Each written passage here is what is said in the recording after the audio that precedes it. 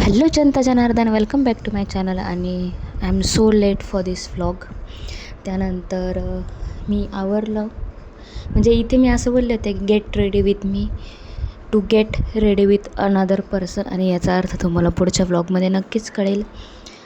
आणि आवरता चहा घेतला, नाश्ता झालेला होता आणि थोडी साखर कमी केली आहे डाएटमध्ये, सो कमी साखरेचा चहा होता.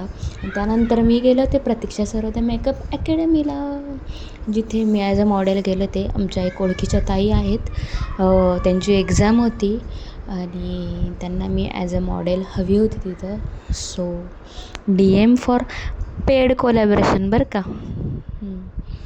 आणि त्यानंतर त्यांनी माझा एकदम सुंदर असा मेकअप केला आणि मी लेन्स टाकले होते जे खूप सुंदर दिसत होते माझ्या डोळ्यांमध्ये, पण ते टाकताना मला खूप त्रास झाला.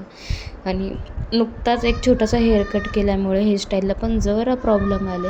सो हेअरकट करताना विचार करा, कधी काही वेळ येऊ शकते. I was looking pretty good. मला तो लेहंगाही खूप आवडला. बापरे, कसं होत असतील ब्राईड्स लोकांचं. एवढा तो कॅन हेवी, आणि तो इतका वेळ मेकअप कॅरी करायचा, ती हेवी ज्वेलरी कॅरी करायची, तो हेवी लेहंगा कॅरी करायचा. भयंकर कठीण काम आहे.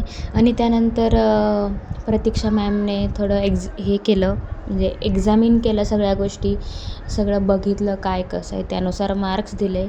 आणि this is get unready with me, कारण फायनली मी खूप जास्त वैतागले होते ह्या सगळ्या गोष्टींना. पटपट मला चेंज करायचं होतं आणि सगळे ऑर्नामेंट्स, सगळे ज्वेलरी आणि तो घागरा काढून ठेवायचा होता, कारण गेले कितीतरी तास तो मी घालूनच ठेवलेला होता. फायनली. आणि मेकअप नंतर मग वेलकम बॅक टू रियालिटी. त्यानंतर मी मेकअप उतरवला. बापरे. आणि त्या दिवशी पौर्णिमा होती, अर्थात चैत्र पौर्णिमा आय गेस. सो चंद्र खूप सुंदर दिसत होता. ॲक्च्युली तो पिंक मून दिसणार होता, पिंक फुल मून असणार होता, पण आपल्या इथून मे बी पिंक नाही दिसला इतका, त्याचे काही टायमिंग्स होते.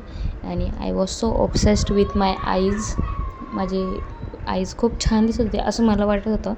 सो ते लेन्स ठेवून मी एक व्हिडिओ घेतला आणि त्यानंतर मी ते काढले. आणि ते काढणं खरंच ॲक्च्युली खूप कठीण असतं, पण त्याच्या काही टेक्निक्स असतात.